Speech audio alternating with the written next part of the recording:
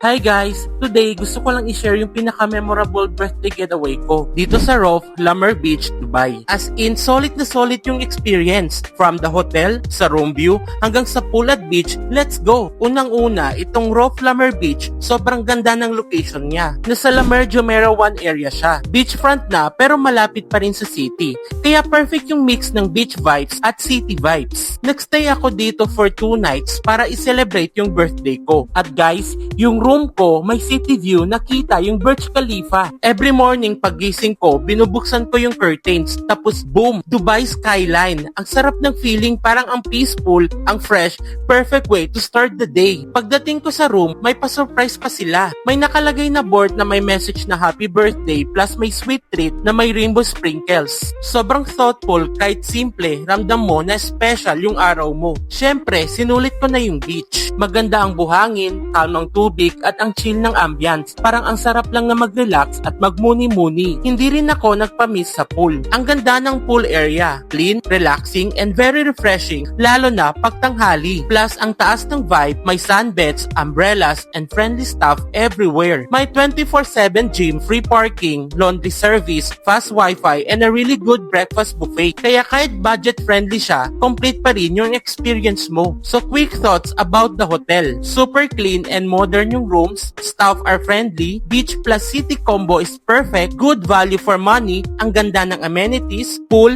gym, restaurant, everything. Kung naghanap kayo ng hotel na chill, modern, beachfront pero hindi super mahal, I recommend Rof Lammer Beach. Yung birthday stay ko dito, sobrang sulit. Perfect place to unwind, to celebrate, and just enjoy Dubai. Thanks for watching guys!